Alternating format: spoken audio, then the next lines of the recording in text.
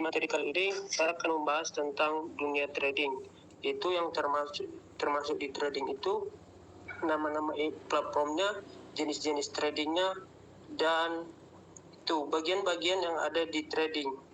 Dan kemudian yang terakhir itu ada money management. Nah, sebelum saya membahas ke dunia trading, di sini ada kuadran. Di kuadran, saya sedikit membahas di kuadran. Di kuadran cash flow kuadran. Nah, artinya kita di sini ada employee. Ini adalah kuadran dalam suatu keuangan finansial. Finansial yang employee artinya itu pegawai. Pegawai mereka yang hanya mengharapkan pekerjaan yang tetap dan menghasilkan tunjangan yang cukup, dan itu sudah cukup bagi mereka. Ini di dalam kuadran yang disebut E. Nah, yang kedua itu ada kuadran B atau self-employed, pekerja lepas. Nah, pekerja lepas ini mereka hanya suka bekerja untuk diri mereka sendiri, dan mereka takut tekanan atau bekerja dengan orang lain seperti itu. Nah, yang ketiga itu ada business owner atau beberapa orang yang menyukai bisnis atau kepemilikan bisnis atau kepemilikan usaha seperti pedagang seperti itu. Nah, yang terakhir ada investor penanam modal. Ini ada di kuadran I. Investor adalah mereka membuat uang hanya bekerja untuk uang, dan pekerja mereka itu disebut adalah uang, dan mereka tinggal menginvestorkan atau menginvestkan uang mereka seperti itu. Nah, kita lanjut ke slide berikutnya. Belajar itu apa namanya? Podcast. Oh, maaf, bentar. Kelewatan. 32. 32 kembali 18. Nah, apa itu trading? Trading adalah sebuah cara jual beli aset atau saham dengan platform tertentu. Misal saham, cryptocurrency, forex, komoditas, dan lainnya. Trading dimisalkan adalah pedagang candle atau lilin yang mengindikasikan penjual dan pembeli. Ada pula jenis-jenis trading.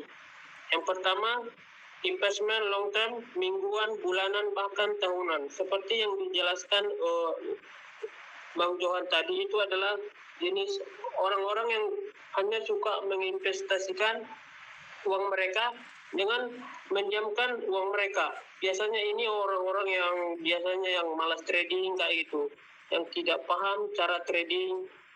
Nah, kita lanjut ke nomor 2. Swing atau intraday trading yang menggunakan jangka waktu jam atau harian.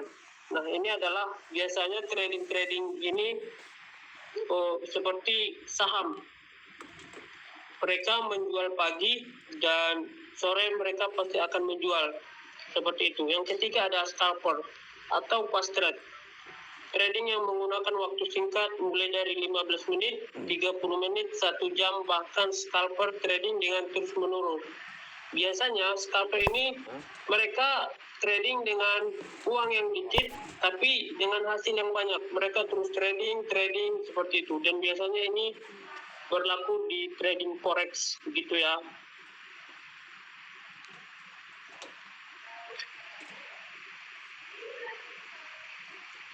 Nah, apa sih perbedaan trading dan investment? Trader adalah yang aktif tapi investor pasif. Trader adalah mereka yang aktif di platform perdagangan, sedangkan investor adalah mereka yang secara pasif namun tetap menghasilkan uang. Yang artinya investor ini mereka tidak aktif di suatu pasar seperti tadi yang dijelaskan. Mereka hanya menanamkan uang mereka dengan waktu yang tertentu, tapi mereka tetap ada profit yang dapat dari sana. Tapi kemungkinan profitnya itu kalau investment itu agak sedikit. Trading adalah aktivitas. Nah, kalau trading itu diibaratkan kita trading jangka pendek dan investing itu jangka panjang.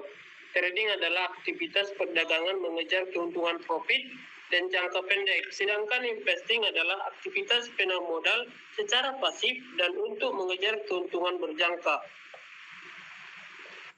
Trading dan investment sama-sama bagus. Pemisahan dimensi trader dan investor bukanlah usaha untuk menunjukkan mana yang lebih baik dan mana yang lebih buruk. Artinya, perbedaan dengan investor dengan trading ini memiliki sama-sama keuntungan. Cuman caranya saja yang berbeda seperti itu. Ada yang suka menanamkan modal, ada yang suka trading dengan diri sendiri. Nah, itu yang disebut dengan trader. Nah, ini adalah cara trading. Kita trading tanpa trading. 5 cara trading tanpa trading atau pasif. Yang pertama yang sudah dibahas itu ada reksadana. Risiko yang sangat rendah. Yang kedua, menabung saham juga memiliki risiko rendah. Copy trading. Copy trading ini biasanya dipakai untuk trading saham, dan kita mengopi atau mensalin signal sebuah trader yang sudah profesional, dan kita bisa juga profit dari sana. Nah, yang keempat itu ada crowd mining, risiko tinggi. Crowd mining risiko tinggi ini adalah biasanya ini seperti cryptocurrency yang kita dibutuhkan beberapa banyak komputer untuk memining suatu bitcoin tersebut, seperti itu. Yang kelima adalah robot trading, risiko sangat tinggi. Robot trading ini adalah biasanya kita trading robot ini sendiri yang mentradingkan suatu saldo kita yang ada di suatu platform tersebut. Kita hanya santai dan membuat limit-limit ketika kita membeli sebuah koin atau saham, seperti itu. Nah, reksadana adalah wadah dan pola pengelolaan dana atau modal bagi sekumpul investor dan berinvestasi dalam instrumen-instrumen investasi yang tersedia di pasar modal dengan cara membeli atau penyertaan reksadana. Simpelnya, kita menaruh uang di suatu platform. Duitnya disebar ke berbagai platform, seperti yang ada tadi, ada pasar mata uang, pasar saham, obligasi, dan lain-lain. Dan kita dapat profit, walaupun profit kecil karena resikonya juga itu lumayan kecil. Nah, ada beberapa yang mencakup para pihak dalam reksadana. Yang pertama, kita atau Anda yang mempunyai dana yang mau invest. Misalnya kita mau investkan misalnya 1 juta ke suatu misalnya BBCA di reksadana. Kita mentradingkan dengan duit kita sendiri dan mendiamkannya mungkin beberapa tahun. Ini adalah perusahaan reksadana menghubung dengan manajer investasi. Nah, biasanya adalah suatu perusahaan yang mereka membuka suatu investasi, dan biasanya ini cuma satu saham aja, nggak boleh multi investasi, seperti itu. Nah, yang selanjutnya adalah manajer investasi yang memutar modal dan memberikan Anda keuntungan. Nah, ini ibaratkan dengan broker. Kita mempercayakan suatu platform dan kita mempercayakan uang kita untuk tradingkan orang, kayak gitu, seperti perusahaan-perusahaan pialang. Nah, kelebihan reksadana. Reksadana itu aman, merupakan salah satu metode investasi paling aman. Dilindungi karena reksadana itu sudah resmi OJK dan tingkat keamanannya sudah tentu terjamin. Nah, untuk pasifnya, kita cuma membiarkan uang kita diam di sana, uang masuk secara otomatis dan nyaman karena tidak perlu terjun langsung ke pasar atau kita tak perlu mentradingkan uang kita tersebut. Kelemahan reksadana, profit rendah, potensi profit paling rendah. Nah, adapun perusahaan-perusahaan reksadana yang mencakup yaitu ada Bibit, ada Bareksa, dan ada Ajaib. Kita masuk ke saham. Apa Itu saham. Saham adalah sebuah bukti kepemilikan nilai sebuah perusahaan. Sama 37. Simpelnya, punya saham berarti kita memiliki aset. Misalnya kita membeli aset BBCA, berarti kita memiliki sebagian aset BBCA. Nah, nah selanjutnya, apa itu nabung saham? Pengertian nabung saham adalah skema cara berinvestasi di mana investor mengalokasikan sejumlah dana untuk ditransferkan ke rekening efek di perusahaan sekuritas, yang dimana setelah terjadi pembelian sejumlah saham, investor menyimpan aset saham dalam waktu lama untuk mendapatkan keuntungan. Simpelnya, Anda beli saham yang bagus, yang harganya terus bertumbuh setiap tahun, untuk dijual pada waktu lama di masa depan. Nah, ini adalah jenis investasi saham, tapi dia memiliki risiko yang sedang. Kita membeli suatu aset, misalnya kita membeli suatu aset BCA atau tambang, dengan kita menyiapkan di waktu yang lama dan kita berharap fundamental dari si saham ini bagus dan kita mendapatkan keuntungan yang baik pula. Nah, ini adalah contoh saham BBCA. Pada saat ini BBCA mulai bulan Maret kemarin dia masih mengalami kenaikan, walau di sini sempat ada penurunan atau dibilang koreksi di mana beberapa orang sedang menjual sahamnya, dan setelah itu ini tidak ada tanggalnya. Di bulan April kemarin saham BBCA mulai naik lagi, dan di bulan 6 ini ada koreksi sedikit. Cuman kita lihat aja apakah ini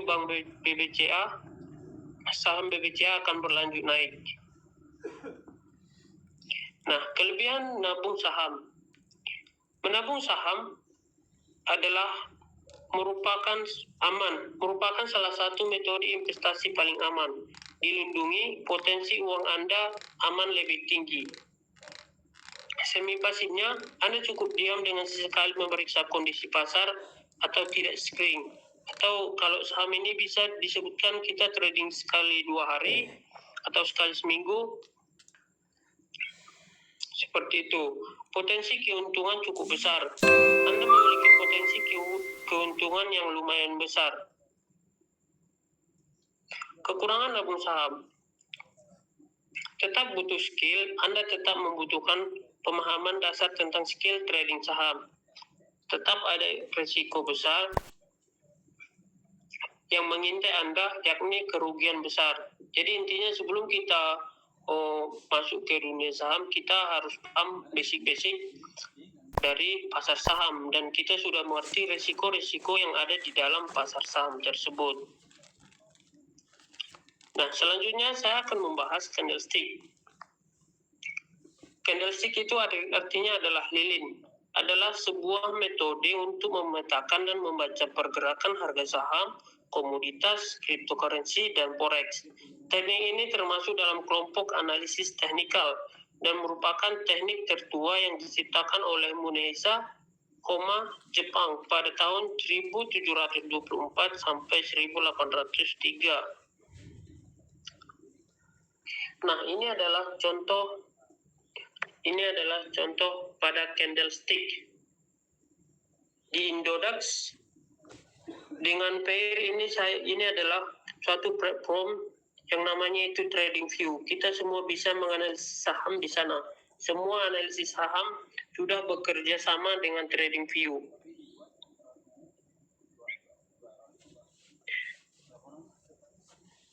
Secara umum, memahami cara membaca candlestick dapat membantu trader dalam melakukan perdagangan pada pasar mata uang, saham, komoditas, maupun cryptocurrency. Secara khusus, memahami cara membaca candlestick dapat membantu trader menentukan titik beli dan jual, memprediksi arah pergerakan pasar di masa depan, meningkatkan potensi profit secara menekan risiko kerugian. Nah, ini adalah contoh anatomi candlestick, di mana kita ini ke warna hijau. Di warna hijau, harga opennya itu ada di bawah dan close-nya itu ada di atas. Dan harga low-nya ini adalah low ekor dan ini harga high-nya di ekor. Ini adalah dibilang shadow atau ekor. Seperti ini. Dan kita lanjutkan ke candlestick turun. Di mana candlestick turun itu dia pembukanya itu ada di atas. Sebentar.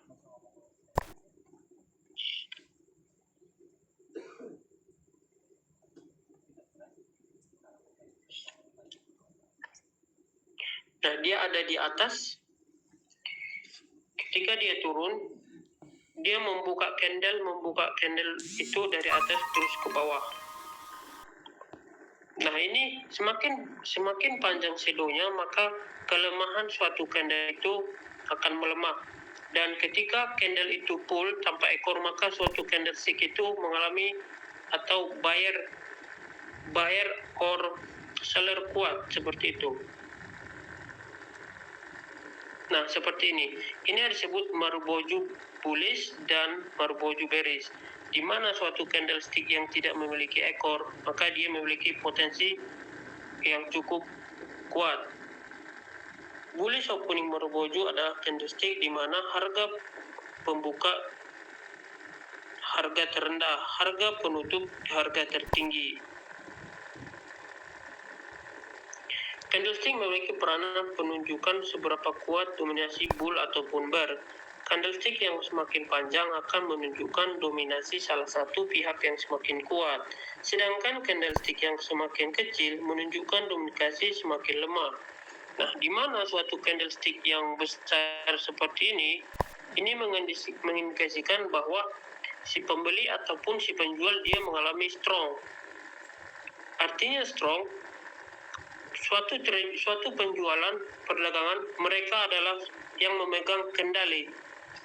Misalnya kendalinya naik, berarti dia memegang kendali itu bull atau naik ke atas, seperti itu. Dan kedua, semakin kecil candlenya, maka suatu harga pasar itu dia akan mulai melemah dan kemudian akan mengalami penurunan.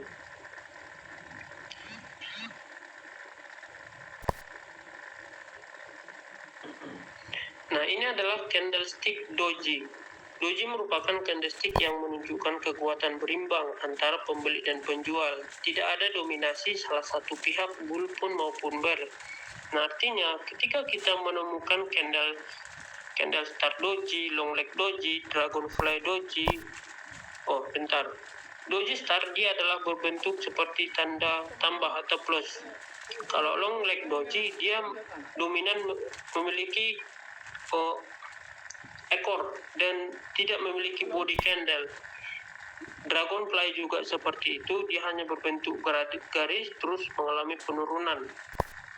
Gravestone doji juga. Fresh doji ini adalah dia sama sekali tidak memiliki candle, tidak memiliki dominan dia kemana, tidak ada arah yang jelas. Jadi disarankan tidak trading di memiliki candle-candle seperti ini. Nah, ini kita skip aja. Nah, ini adalah macam-macam chart pattern yang ada di suatu platform trading. Nah, yang pertama saya nggak usah bahas detail, cuma beberapa aja. Nah, ini adalah hanging man. Ketika ada hanging man di atas atau ketika saham lagi naik ke atas, lagi naik terus muncul hanging man, maka dia akan mengalami penurunan. Ini ada bearish engulfing. Nah, ketika pasar sedang naik, terus ini candle mulai melemah nih, terus muncul candle merah agak besar dan dia diselimuti candle merah ini, candle hijau udah, dia akan mengalami penurunan. Nah, ini adalah shooting star, kebalikan dari hanging man.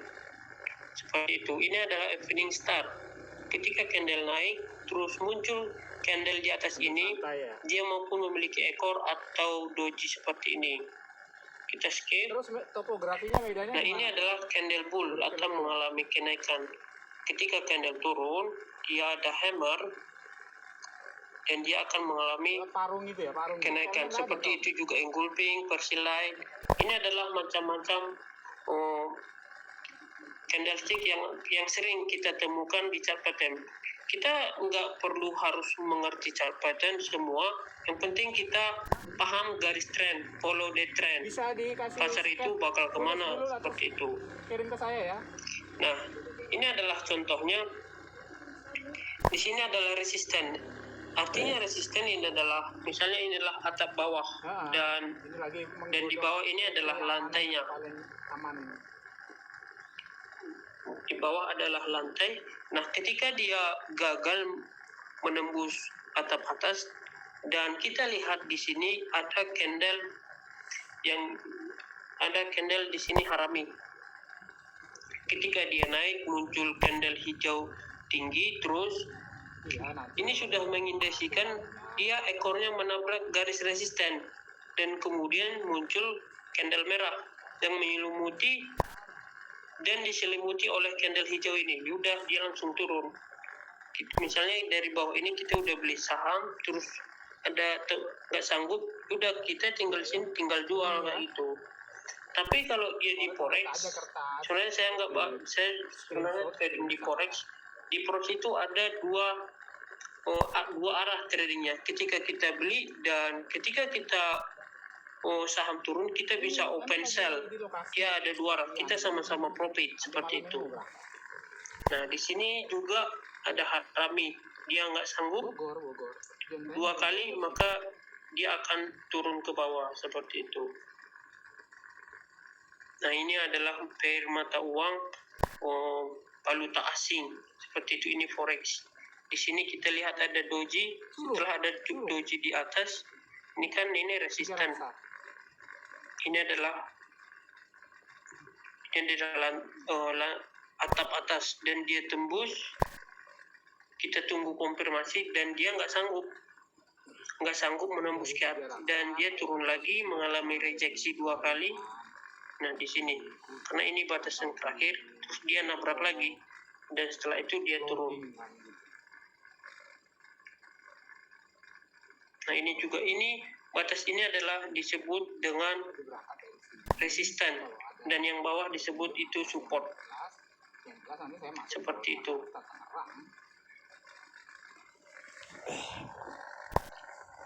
Nah, ini adalah saham Telkom. Ini adalah yang bawah, ini adalah support dan ini adalah resisten. Dan dia gagal hanya meninggali ekor, kita bisa jual saham tersebut. Dan di sini kita bisa beli lagi karena dia nggak sanggup menembus. Kalaupun dia sanggup menembus, nanti dia akan rejeksi di sini. Apakah mengindikasikan antara si penjual dan pembeli itu lebih kuat? Kalau lebih kuat si pembeli, maka dia akan ada mengalami kenaikan seperti ini. Dia di sini yang kuat itu buyer, pembeli, dan di sini di garis lantai atas dia nggak sanggup, dia mengalami mentok dia pas di batasnya 1, 2, 3, 4. Nah, setelah itu turun. Dengan cara ini kita juga bisa trading, tidak harus paham semua chart pattern, ataupun kita hanya memahami beberapa candle pelemahan ataupun candle penguat seperti itu. Iya.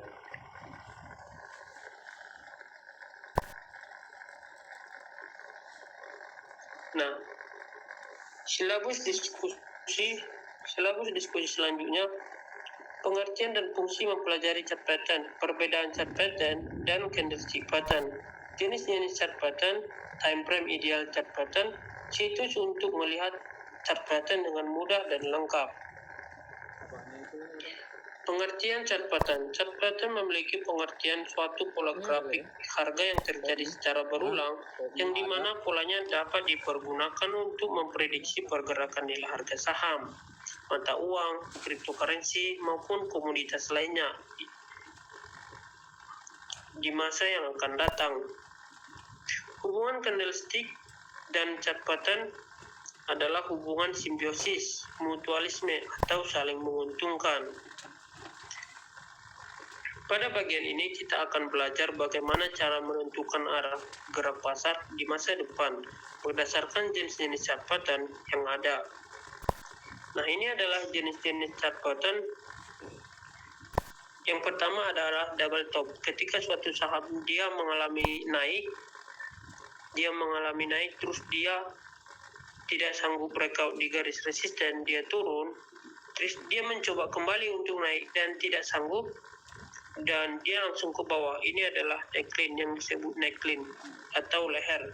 Ya udah, setelah kita garis dari ini, kita bisa entry. Itu kalau di forex ya. Ini adalah semua jenis-jenis chart pattern. Itu ada double top, double bottom, terus rising wedge, falling wedge.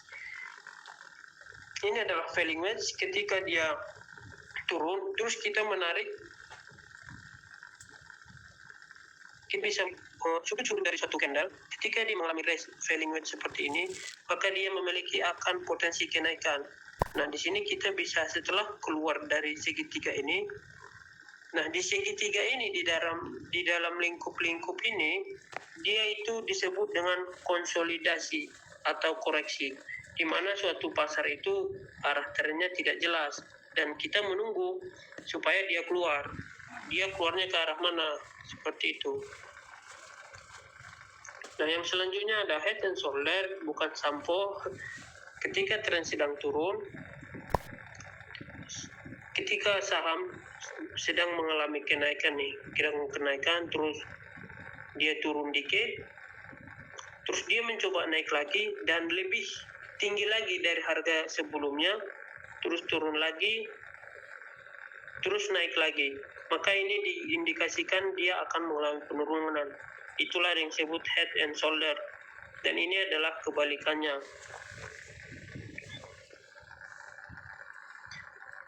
Oke, ini adalah candlestick continuation atau keberlanjutan. Ketika dia dari bawah, maka dia akan melanjutkan ke atas seperti ini. Ini namanya penan. Ketika dia kalau penan itu dia minimal dia menyentuh garis trendline resisten atau support. Kalau di atas disebut itu trendline resisten. Terus yang garis bawah itu disebut dia namanya trendline support. Itu ketika dia udah tembus, biasanya penan ini hanya tiga pantulan. Ini udah, setelah itu udah naik. Ini ada juga, ini namanya bullish rectangle. Dia berbentuk rectangle ketika tren sedang naik, terus dia sideways. Kalau di kotak dia bisa satu kotak seperti ini, setelah keluar dia bisa mengalami kenaikan. Ascending juga seperti itu. Kalau ascending ini ada dua kemungkinan dia. Ketika dia break atas, kita bisa beli. Seperti itu. Ketika dia break ke bawah, kita langsung jual. Karena akan mengindikasikan penurunan saham. Seperti itu. Ini ada namanya symmetrical rectangle. Bedanya dengan penan ini adalah dia mengalami lebih dari 3 tolakan. Minimalnya 5. Seperti itu. Dan setelah dia keluar, dia akan kita menentukan kemana arahnya, seperti itu. Nah, ini adalah beberapa analisa saya, masih baru analisa semalam, dan saya profit di sini. Ini adalah koin kripto ya, koin kripto. Nah, ini juga dia bentuk rectangle, cuman di arahnya ke atas. Ketika dia breakout, dan dia mengalami penurunan ke bawah, seperti itu. Nah, ini adalah saya ambil contoh dari forex. Ini namanya candlestick yang tadi triangle symmetrical. Dia mengalami banyak penolakan, 1, 2, 3, 4 lebih. Dan ketika tren sedang turun, dia sideways. Kalau kita garis, dia membentuk symmetrical triangle. Setelah itu kita bisa buy di sini. Kan ini naik dulu. Kita langsung jangan buy sebenarnya. Kita tunggu dulu retest. Kalau kita mau trennya mau panjang lagi, seperti itu. Kita beli sudah ngetes area apakah si buyer lebih kuat ataupun si seller seperti itu, atau ada berita-berita yang nggak baik. Karena di trading kita juga harus paham berita-berita ya. Maksudnya kita buy on rumor, sell and news rumor seperti itu. Ketika ada iming-iming ada berita, kita udah harus beli di situ, dan ketika berita itu terjadi kita udah harus jual kayak itu. Seperti kemarin tweet Elon Musk, Bitcoin akan mencapai 800 juta seperti itu, dan sebelumnya kita udah harus beli di situ karena itu berita bagus, dan jual dia itu pas jual di bulan berapa itu ya, di bulan 1 baru mulainya turun Bitcoin seperti itu. Nah, ini yang paling menarik, kita di trading itu bukan asal-asal trading, baik di saham maupun di forex. Kalau di reksadana ya nggak apa-apa lah, karena kita kan cuma menaruhkan uang di sana dengan tempo waktu yang lama. Money management adalah proses yang berkaitan dengan indikasi resiko yang dilanjutkan dengan membatasi resiko tersebut pada saat memegang posisi trading. Tujuan utama dari money management adalah berusaha melindungi modal Anda dari kerugian yang besar atau terus-menerus sehingga Anda tetap bisa trading. 3. Money management adalah usaha mengurangi resiko dan melindungi modal trading agar Anda bisa trading lebih lama dan mendapatkan profit lebih besar. Nah, di money management rule sendiri ada beberapa rule yang diterterakan di sana. Yang pertama, trader melakukan open posisi maksimal 2% jumlah modal dalam satu kali open posisi. Yang kedua adalah rule 5%. Trader melakukan open posisi maksimal 5% jumlah modal dalam satu kali open posisi. Yang ketiga, 10%. Trader melakukan open posisi maksimal 10% jumlah modal dalam satu kali open posisi. Nah, misalnya kita pakai rule 2%. Misalkan modal Anda adalah 10 juta, maka Anda melakukan open posisi maksimal 2% dari 10 juta, yakni 200.000 dalam satu open posisi. Rule 5%. Misal modal Anda 10 juta, maka Anda melakukan open posisi maksimal 5% dari 10 juta, yakni 500.000 dalam satu kali open posisi. 10%. Misal modal Anda 10 juta, maka Anda melakukan open posisi maksimal 10% dari 10 juta, yakni 1 juta. 1 juta dalam satu kali open posisi. Nah, semakin kecil angka open posisi Anda dalam satu kali trading, maka semakin kecil risiko yang dapat Anda alami. Anda akan semakin kecil profit yang Anda dapatkan.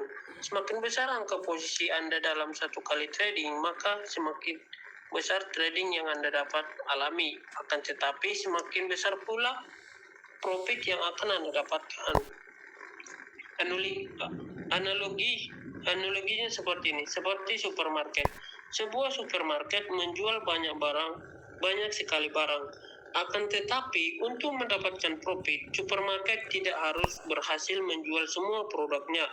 Supermarket tersebut hanya perlu mendapatkan keuntungan dari sebagian barang yang dijual, dan keuntungan dari barang yang terjual akan menutupi kerugian barang yang tidak laris terjual.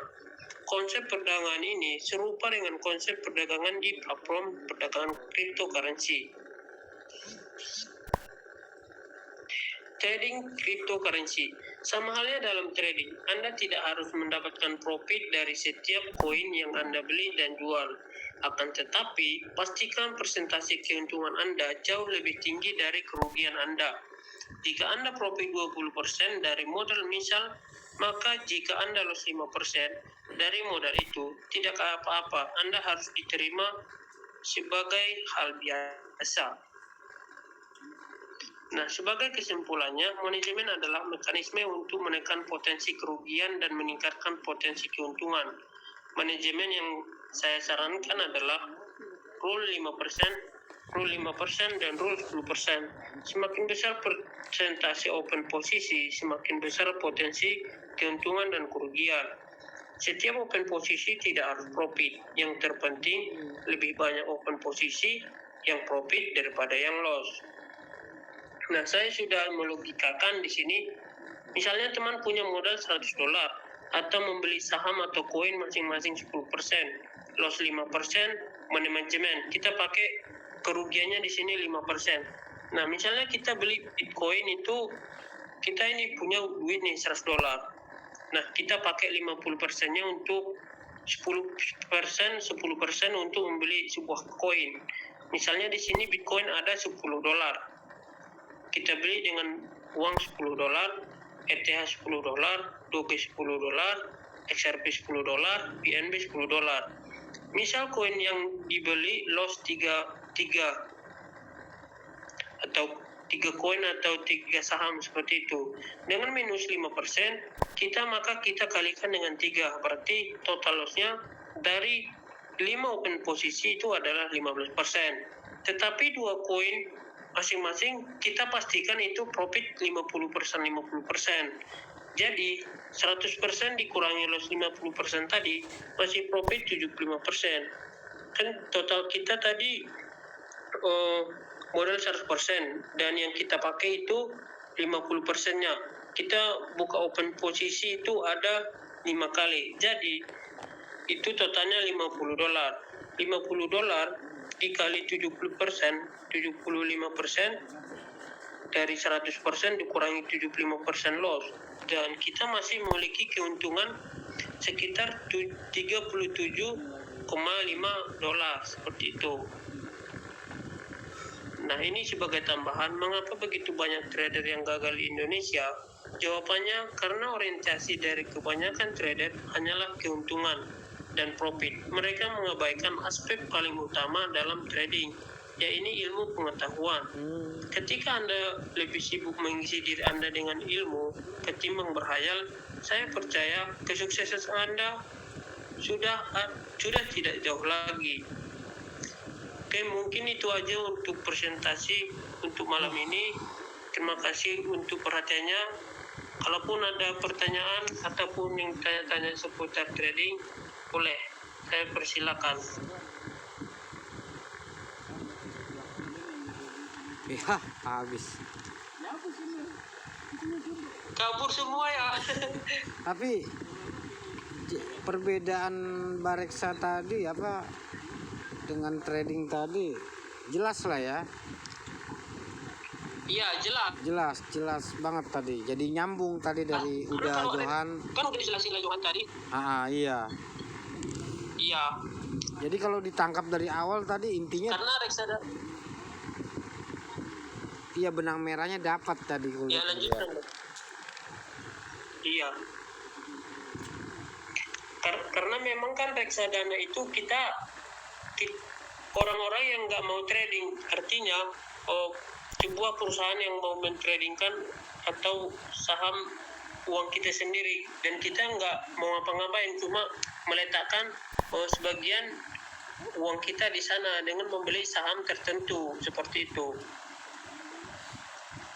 Itulah bedanya reksadana, karena reksadana ini ibaratkan dengan long investment atau investasi, mungkin bisa mingguan, bulanan, atau tahunan.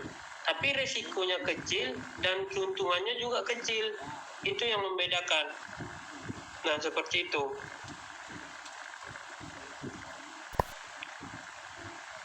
Berarti kalau trading itu harus kuat analisa ya.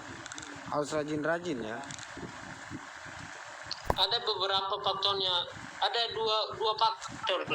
Pertama, ada yang dia trading menggunakan fundamental, artinya dia trading hanya mengandalkan berita seperti itu.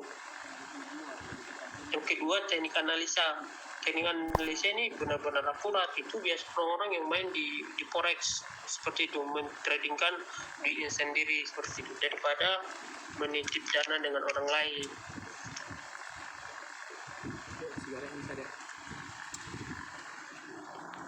Cuman sebenarnya nggak harus buat analisa, seperti yang aku bilang tadi, kita follow the trend, kita paham trendnya, ya udah kita buy di sana, kita tahan 1 bulan seperti itu. Sada. Tapi perlu diketahui, saya juga ini kan masih investment. Walaupun Bitcoin turun, saya tetap beli koin. Saya itu investment di Bitcoin itu 300 seminggu, 300.000 sampai 500 dari hasil forex. Dan kan sekarang lagi, kemarin Bitcoin sampai harga terendahnya itu harga 29.000 dolar ya. Sekarang udah mulai ribuan ke harga 40, udah berapa itu? Jadi yang rugi-rugi yang di atas dia kan ribuan balik lagi ke atas. Itu namanya investment, dan kita nggak harus dijaga psikologi. Intinya jaga psikologi aja seperti itu.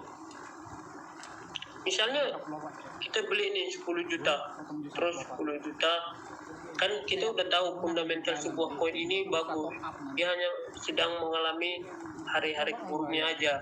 Seperti udah suatu hari nanti kalau kita beli 10 juta koin terus turun nih, terus loss kita di 5 juta. Nah ini yang buat orang-orang pada di cut loss, itu membuat rugi. Itu namanya bukan investment, namanya bukan investasi, itu namanya trader.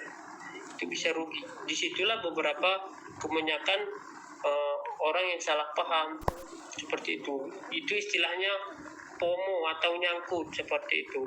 Tapi kalau mereka memakai uang dingin, ya nggak apa-apa, ditahan di suatu platform tersebut.